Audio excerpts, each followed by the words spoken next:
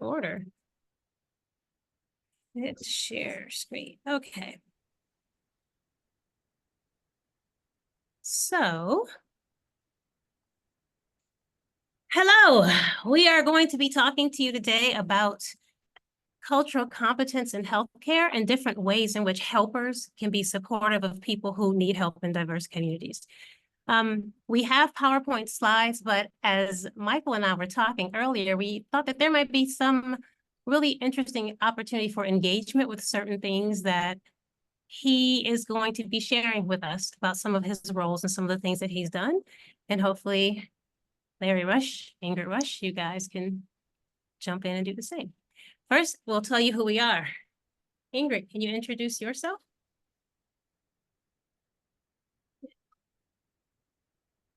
You're muted. Technology, huh?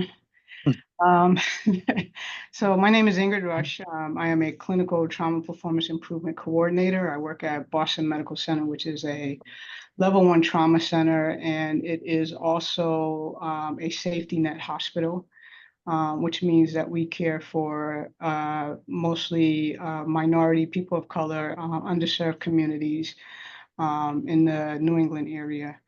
I started out as a surgical tech in the military, then went and got my nursing degree, and most recently got my master's in healthcare administration, and then transitioned into non-patient care, non-direct care nursing. So as a performance improvement person, I look at opportunities for improvement around trauma surgery. Thank you much. And then the next Rush, I'm going to ask here, you. Larry Rush. Yes, my name is Lawrence Rush Jr. I am pastor at Trinity Presbyterian Church in St. Petersburg. I am also a chaplain at Tampa General Hospital, which is also a level 1 trauma center. I graduated from Pittsburgh Theological Seminary in 2009.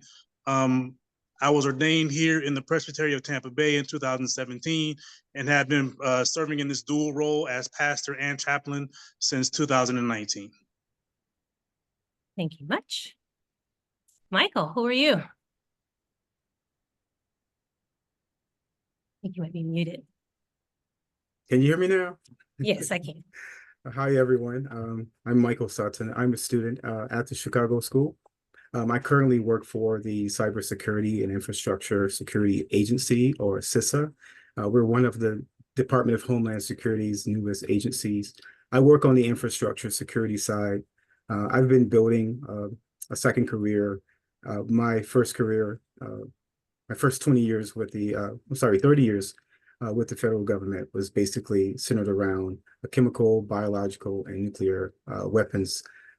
My role was to help people understand those types of threats and to build countermeasures around them. I currently work in the areas of mass shootings, vehicle rammings, bladed weapons, fire as a weapons, insider threat, as well as the pathway to violence. I am former U.S. Army, and I've worked for the U.S. State Department and diplomatic service for diplomatic security. Thank you much. Very welcome. And I'm just me. I'm Tiffany Rush-Wilson. I'm the program chair here, and I work, the trauma work that I do tends to be with individual people. So I do a lot of eating disorder work. There's some trauma associated with that, but generally, and for the most part, I am a clinician and an academic who works at the Chicago School. So what we're going to talk about a little bit, we'll look at the PowerPoint slides. So we're not going to read off PowerPoint slides. We're going to talk about these things that are important. A lot of things that Michael brought up that Ingrid, Larry, the two of you will be able to jump in and talk about too. But what we want to make sure we start out with is diversity. Why is it important? And diversity is important because it helps you to understand who people are, the perspective from which they exist, how they see the world, and how you can best help them.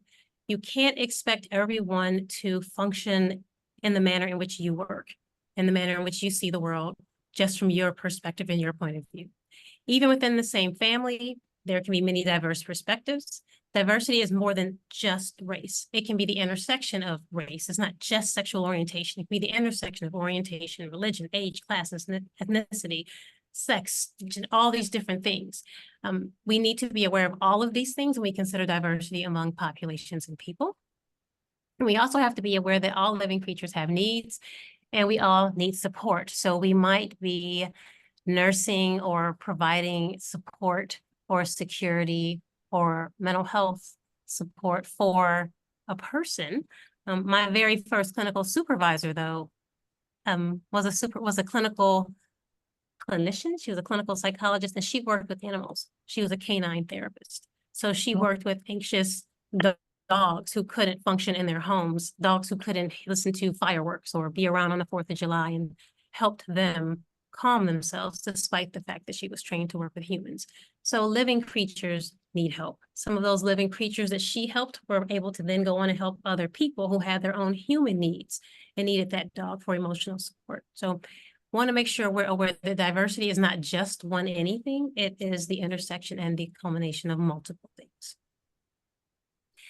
Lots of words. If you want to know what these are, I'm more than happy to send the PowerPoints for you, but diversity includes cultural competencies, cultural sensitivity, cultural humility, which is probably a better term than just cultural competence or multiculturalism. You need trust, you need support, both to do this work and to allow this work to be done with you in the spaces when you might happen to be the client. It looks at equity, it looks at inclusion, it looks at the different populations served. It looks at a lot of the things that we look at right now as hot button news topics. And this was the reason that I wanted us to have at least one presentation on this topic. So now we're gonna kind of jump into the individual things that we do. And we have Michael, who, when I asked him his identity, he told me he was a single dad Cub Scout leader with the mental health, military, international, and federal worker background. So I left it at that. I'll let you talk about what it is you do and why this is important. Okay, so the reason why this is important to me is that my personal experience as well as professional experience helps me. It gives me a leap to connecting with people when they come in for counseling. Being a community service worker, Cub Scouts helps me. Because being a single father, being a Black male and minority, it helps me to connect with people when they come in. And it's the same for, working in an international community. I was telling Dr. TRW that for diplomatic security, I worked in over 80 countries, actually 86 countries. And some of them I went to 5 and 6 times. And the beauty of that is meeting people here in the US and being able to go to where they lived, being able to go to and meet their family where that they grew up around, or being in a home that they were born. There's nothing more amazing to me than to make the connections here and then make the connection somewhere else. And it just binds everything together. And honestly, I got a better understanding of those people that I met here, and some of them I worked with, just by going to where they lived and to meet their family and to see their family photos and to be able to relate that information to them. That I'm here with your mother and your father. Like, you got to be kidding me. Yes, your cousin came to the hotel to pick me up, and we're eating your favorite meal right now. So it's it makes the world a very, very, very small place, because it is, and we all want the same thing. We're after the same thing. We have different ways of getting there. So having an understanding of diversity, knowing who you are working with, is the most important thing to me.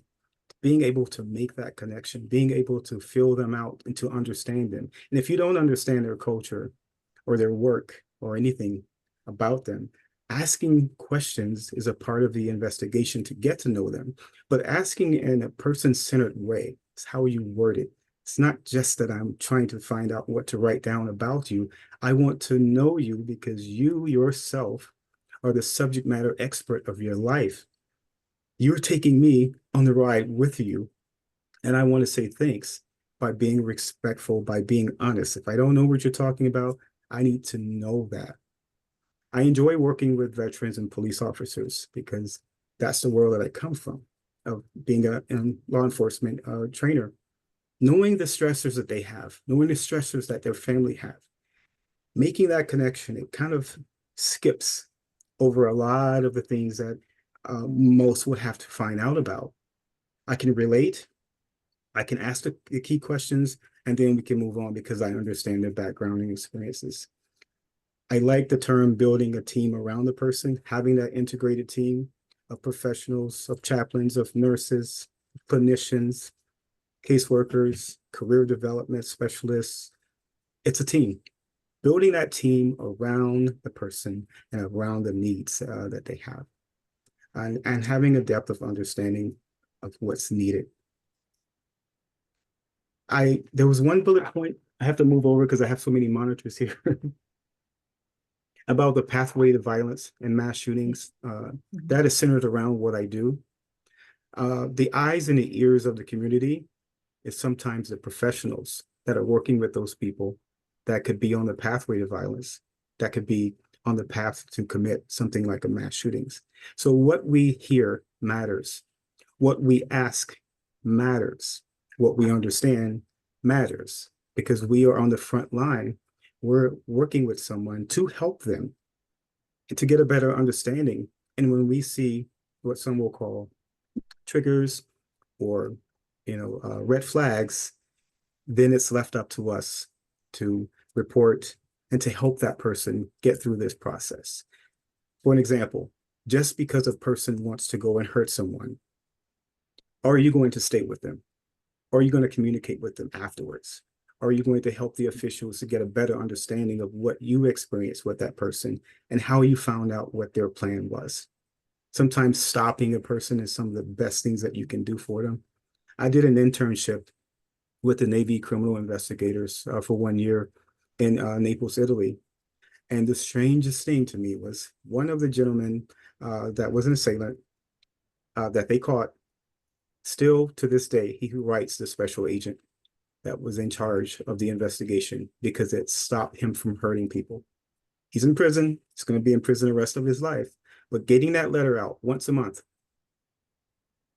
is something that he wants to do by presenting that to this special agent. That special agent has since retired. I have no idea where the letters are going, but I did find out that he's still writing those letters of thanks for helping to prevent him from harming others. Thank you, Michael. You're welcome. So Ingrid, how does diversity as a nurse impact your work with clients and how you receive them back?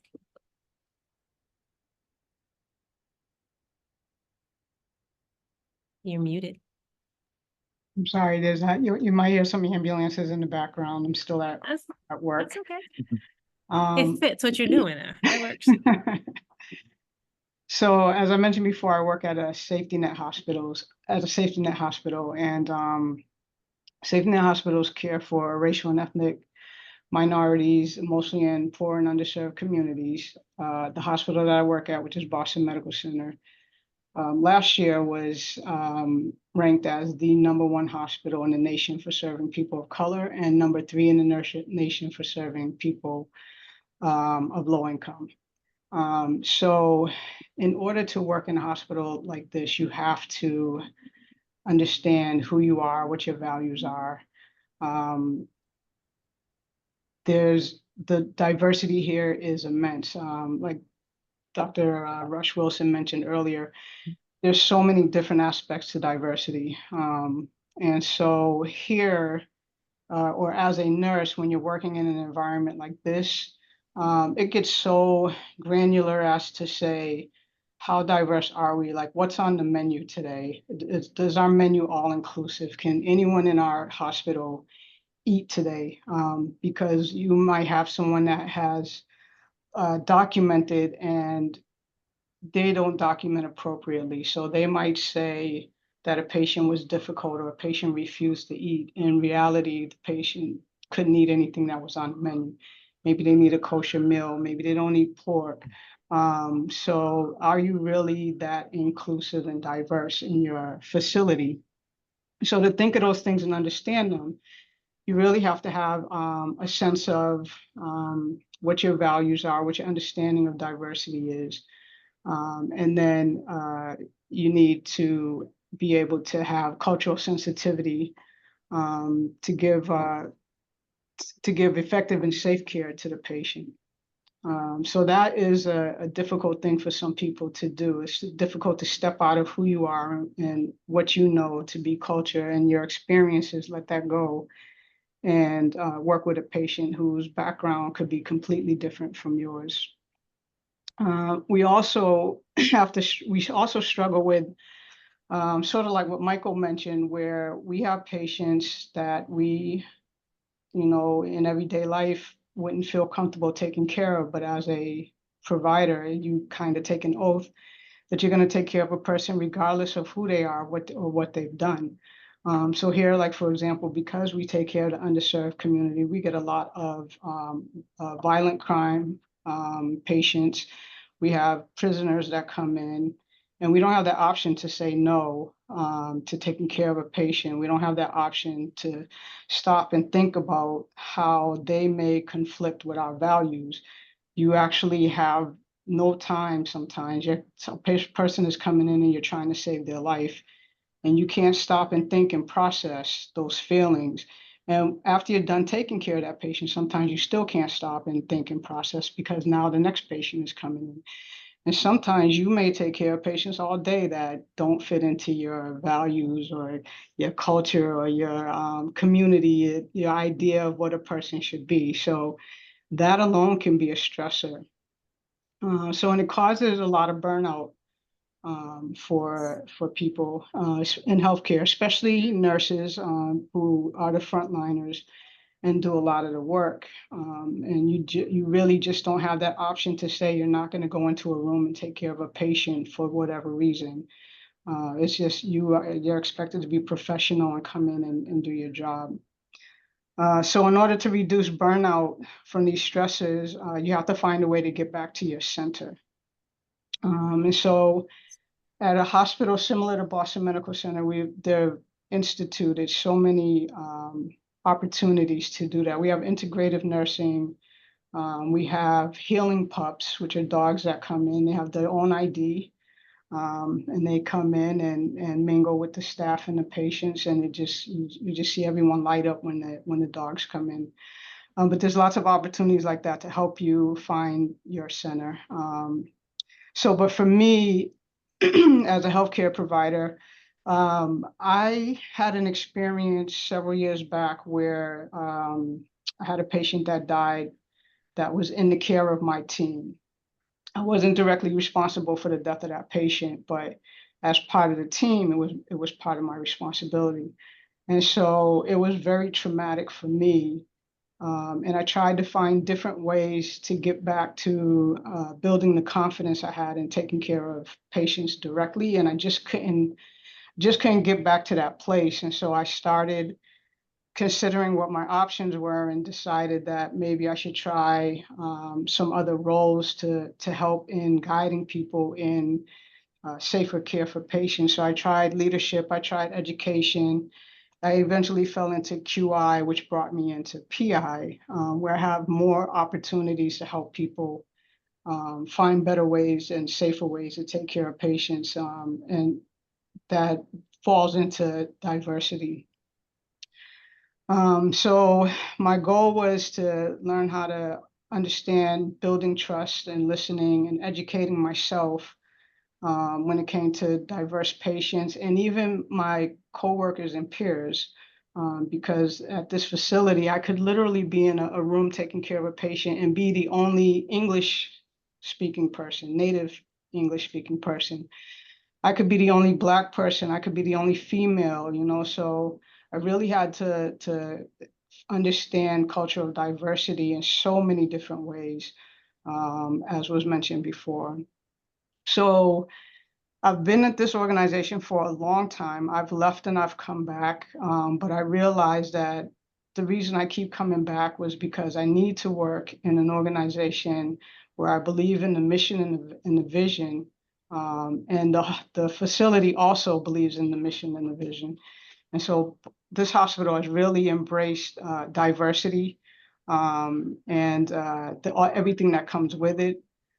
And they've also embraced providing organizational report, as I mentioned, like the healing pups. We do debriefs now, which we weren't able to, they weren't prioritized before. So we debrief when we lose a patient, or when you have to care for a patient that's difficult, or a situation is difficult between you and another employee for whatever reason, which is usually culturally based. Sometimes it's by role, nurses versus doctor, or an aide versus a nurse. So the diversity around communication has improved so much in our hospital. We give awards now to doctors who work well with nurses, and nurses that work well with doctors. I had to have tools to express those sensitive responses with patients and peers to provide safe care. And I had to have my own self-awareness and awareness of others, which really isn't that easy to do if you're not able to learn and understand who you are yourself. And then most recently, probably in the last 4 to 5 years, I started to learn about trauma-informed care, which has really been the biggest thing, understanding that people come with their own trauma, and how does that trauma affect them and their care, and how does your own trauma affect how you give care to someone else?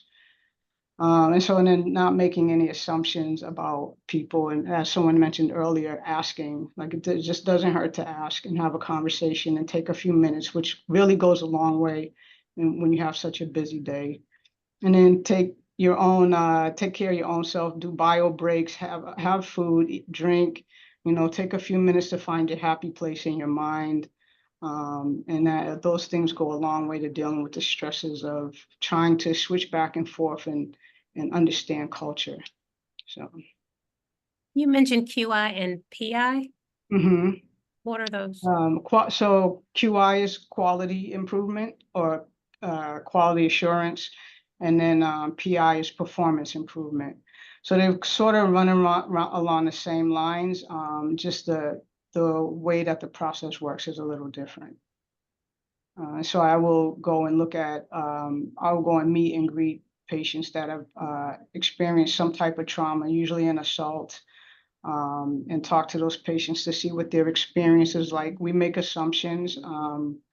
I can use my own son as an example. My son recently went into cardiac arrest and was brought into the hospital, and multiple times the question was, does he use drugs? When he doesn't use drugs, but he was a Black male with tattoos in a hospital that usually doesn't see the type of patient that he is. So that was a very difficult thing to explain to them, that, my son will barely take an aspirin, but you're asking me if he used drugs, and I'm constantly getting this question from you, rather than you just looking like you could take a test. You should have taken a test when he came in. You could test him for drugs. That didn't happen. And now you want to keep questioning whether he uses drugs. So a lack of diversity can be just as stressful as diversity. Absolutely. Okay. Thank you, Ingrid. Larry Rush Jr. So I also work in a level 1 trauma center, which also stays in the hospital. And Ingrid, you mentioned something that sparked my mind, and it is something that I want to touch on in terms of diversity. Diversity is not this simple like rubric that we think it is. Like it's racial diversity, or it's gender diversity, or whatever kind of diversity that we're used to putting in boxes. But for every difference that we have is a kind of diversity. And Ingrid mentioned a diversity of profession, with people being at different, a nurse getting along with a doctor, getting along with a tech, getting along with, and I see that in my hospital too. And I think that's important to realize that is also a level of diversity. As a chaplain, one of the levels of diversity that I deal with all the time, beyond what is, again, considered the norm, racial, ethnic, is there's a diversity of religious thought, not just within Christianity, but we service everybody. So we have people that come in that are Hindu, that are Muslim, that are Jewish, that are Sikh, that are all sorts of things. And so part of my job is to build rapport with these people so that I can be trusted by them, to walk alongside them when they're going through grief and going through suffering. And so what I have in my practice developed is what I almost consider it like an improv comedy, sort of a mindset. The first rule of improv comedy is you don't reject, you don't negate what someone has already said. You just go with it. And so a lot of times when I'm in a room with a patient whose beliefs don't run parallel to mine, my job is not to say, hey, wait a minute, we believe this or something like that. My job is to say, well, that's interesting. Tell me more. Let me walk alongside you. I am not there to proselytize. I'm not there to convert anyone. I am there to listen. I am there to support. I am there to add comfort. And so the idea is, I am not there to lead the conversation. I am there to follow along supportively. So if you are Muslim, I know a little bit about the Muslim faith, but I'm going to ask you questions so you can lead me to where you want to go.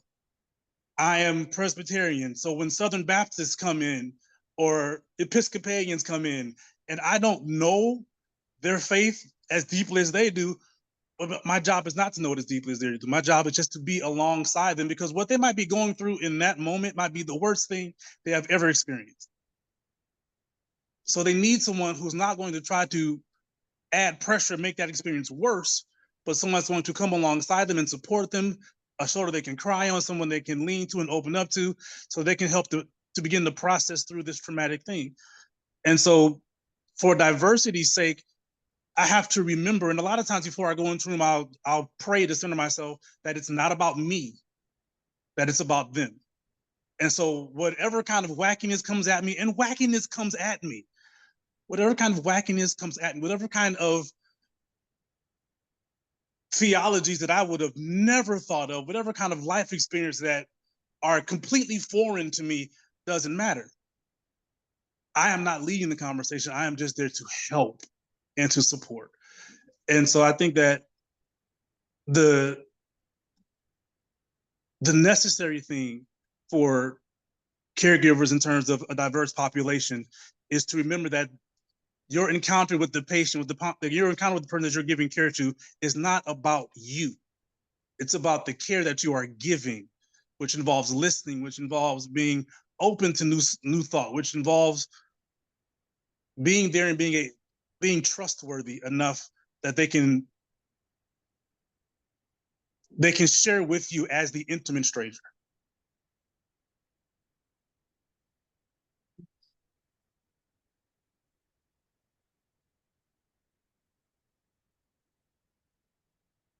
You referenced this already. Did you want to say more about it? Oh, I'm sorry, I turned the slide off.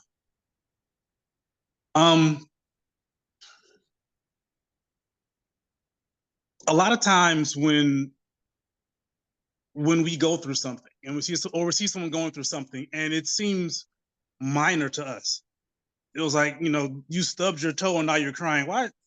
Get over it. But we don't realize that may be the first time a person stubbed their toe. This may be the worst thing they have ever experienced, but it's nothing to us. It's minor to us. And so you have to remember, again, that it is not about you and your experience. It's about coming alongside and being supported. In my job. Either he's really, really deep in thought about that or he froze. So I think we just go on until he comes back. Me? Did I freeze? Hello? I think it's you, Tiffany. I think you froze, Tiffany. Yes. Okay. It's Tiffany, because I can hear you, Lawrence. Yes. Okay. I thought so. As a chaplain, I deal with death a lot. Nearly every shift I have, I'm attending someone's death. I'm with family for death. And for a lot of people, death is such a heavy make or break kind of thing. And it's incredibly heavy, but for me, it's not as heavy because I've dealt with it so much and I've navigated it so often. And so sometimes when a patient comes in and someone has been sick for a very long time and very sick for a very long time. And they've had months and months and months to process and prepare for this person's passing. When they pass, there's a part of me that has dealt with it so much that thinks this shouldn't be so bad. But that's me. That's not them. And so when there's the wailing and the gnashing of teeth, because I knew that my grandma was going to die. She's been sick for the last 8 months. She's been in a hospital for the last 3 months. I knew it was coming, but I still wasn't ready. For me, who has done it so often, I have to remember that their experience and their ability, not ability, but their process of dealing with grief is different than mine. Everyone's is different. My wife just lost her father yesterday. She is going to deal with that loss differently than I am, differently than Tiffany, my sister, is, differently than her stepmother is. Everything is going to be on different levels. And like, you can't just put people into some kind of a cookie cutter mold and expect everyone to grieve and process it differently. So part of my job is to acknowledge that and to be willing to go this speed with this person and this speed with this person and this speed with this person. Because ultimately, again, it is not about me. And when it is my time to grieve, I'm going to need someone to come alongside me and grieve at my speed.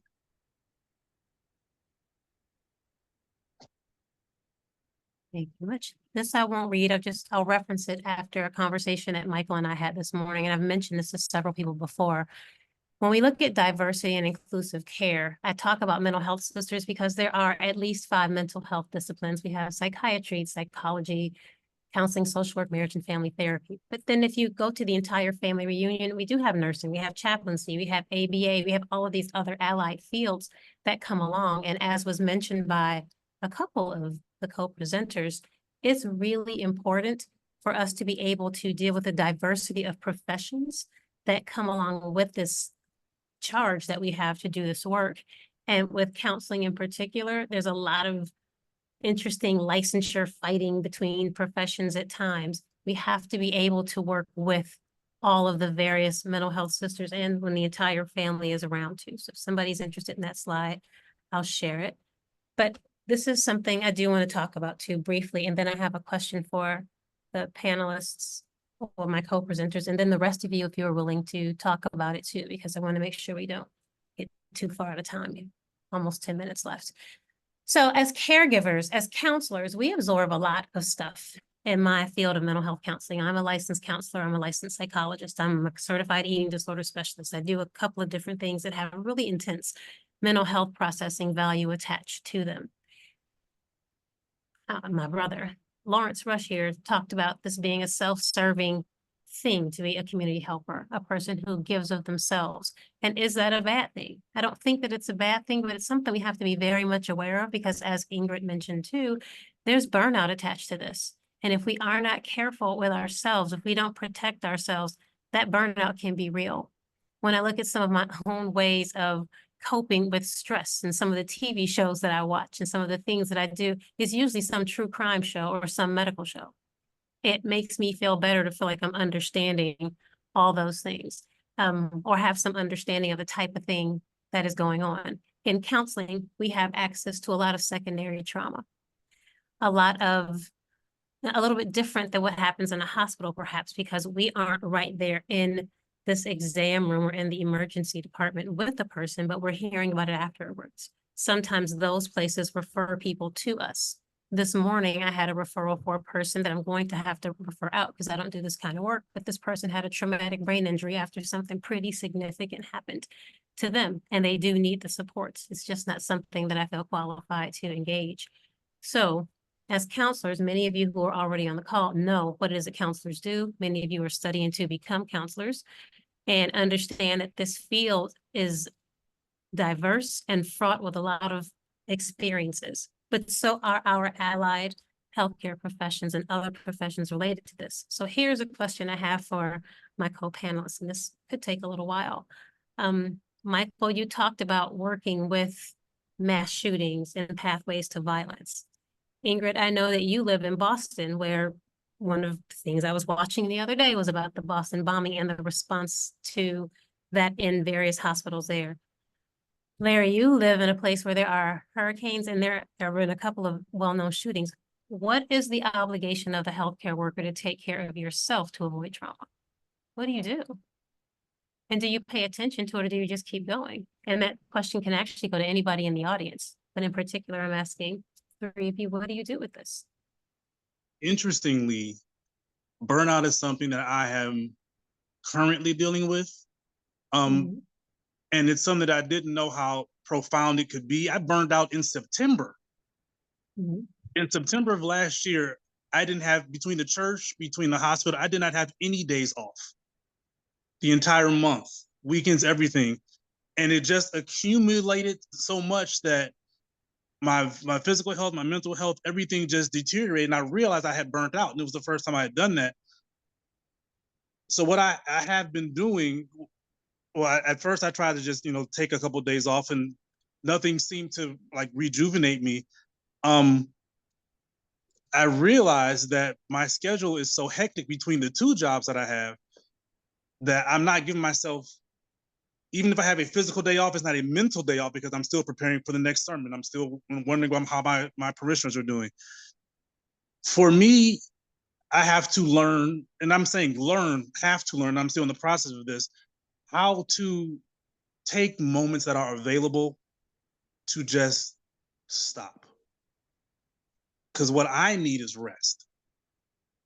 And so this year I'm making a concerted effort to take care of myself. I had surgery on my foot for something that's been bothering me for a long time.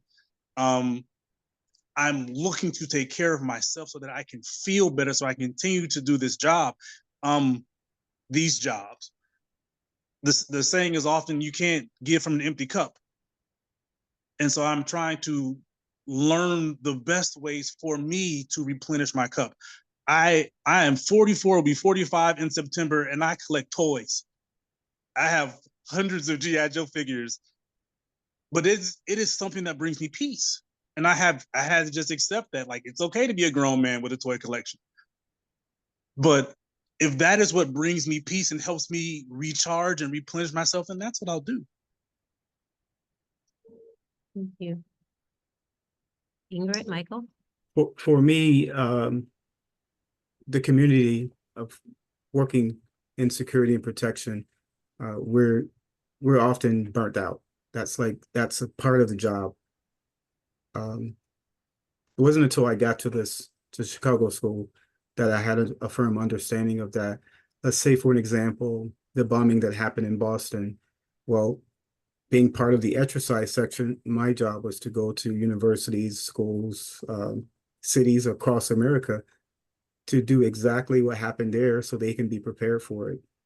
So in essence, I'm taking something that was traumatic and I'm making an exercise of it to show it to other people. So if it does happen, they'll have a better feel of what's going on, better surveillance, more cameras, more people, but most importantly, the aftercare of what happens when an event happens, because many times we can't prevent things from happening. So being at that burnout stage for so long and so much of my career and getting a better understanding, I had to search deep inside of why do I do this? And I have to find an answer. And I do this because I love people. And it's like a train. But I had to understand that trains stop at train stations, and you can get off the train and you can walk around, you can get some coffee or tea, and you can meet people, and then you can get back on the train and you can keep going some more. So what I had to understand, that the better self-care that I can have for myself, the better I can help, the more people I can help. But I got to take care of myself first in order to keep going, because I love what I do. It's my way of giving back. It's my way of service to the nation, to the country, to my community. And it's my way of showing peace and love to the Creator, because I feel this is a calling, this is a mission, and I have to approach it as a mission. So when you approach it as a mission, you get to strategically plan. And I had to learn that. I was like, wow, I did this in the military as a planner. I can apply these exact same things to my life and do more and be better at it by being better trained, and most importantly, getting the rest and the care that I need. because the healers also need to be healed. Amen. Thank you. So Nurse Rush. I just saw the 5-minute. So I will super brief and say one of the best things you can do for yourself is leave work at work and find something outside of work that you enjoy, and just run with that. That's good. Thank you all. Oh, go ahead, Larry. No, I just said that's good. That's good. Leave work at work. How hard is it to leave work at work when we have virtual workspaces? It's very difficult, but just turn everything off. Just turn it, even if it's only for a couple of hours, just turn everything. If it's not important, you don't have to look at it. So just you have to take care of yourself. It's honestly, it's not an option not to take care of yourself. You have to, because if you don't, you're no good for the next person. It's easy as a chaplain to leave work at work, but as a pastor, it's really hard because you're on call 24/7. And I have had to set boundaries as to this is when I will be available. If you want to get a hold of me and you call me, don't expect me to answer. If you send me a text message, don't expect a reply until such and such time, because I need my space. Mm-hmm. I work from home and I'm no longer on a 24/7 watch, so I don't have to pay attention to events happening as they unfold. And as a part of that, it's hard to get away from, because I need to know what I'm going to walk into hours from now when the phone rings or when work starts tomorrow. So I've learned to just be a human, get out of the house. Working from home can be torture if you don't know how to correctly work from home. So I get out, I take walks, I go to the gym, I do whatever it takes to get away from that, because it is work and it's going to be there when you get back, and I'm not going to miss anything. Appreciate it. All right. You're welcome. Anybody have any questions? I'm gonna make sure we leave a few minutes for any questions you have. And thank you for the comments that you've made in the chat.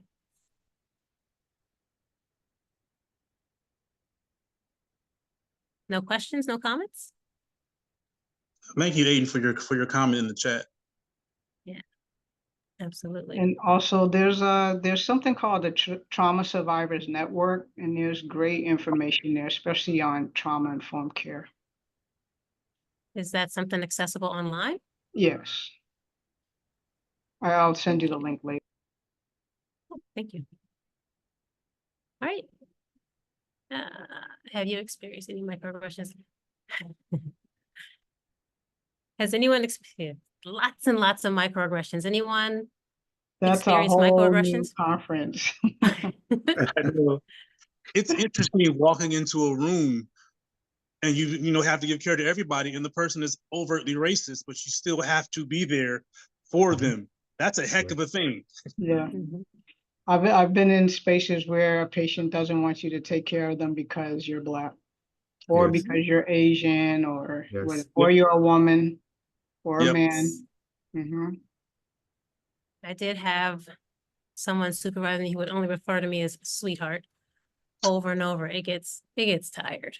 Yeah, I get to walk in rooms and they think I'm the housekeeper or the dietary person bringing the food tray. Yep. I get that quite a bit, transporter. Yep. Yeah, to answer Yeah, your that's- question, yes, microaggressions wake up every morning, wash their little faces, put on their outfits and go to work because they want to meet you there. They're constantly around. Yes. That's a whole conference, a whole day. Yeah. Whole day. Unfortunately. And then how do you maintain cultural humility? You have to remember, this is your job. Yeah. I have to remember it's my job. This is my work. This person is here because they need my help, not because they want to be my buddy. Right, and you officially or unofficially took an oath to do no harm. Yes. So it's not an Exactly. option. It's not about you, it's about them. Yeah. Mhm. In many ways. Yes. Any other questions? I don't see any more in the chat. I do see some thank yous, and I want to thank you guys. What a wonderful conversation, and just thank you for sharing your experiences. And I agree, this could be a whole conference in itself, correct? Yes. Very much. Yes. Yes. Thank you all so much. For those of you wanting your continuing education certificates, you will receive your email with the link within the next 24 hours. So thank you, everyone. Have a wonderful rest of your day. Thank you so Thank you. much. Thanks, everyone. Thank you, everybody. Thank you.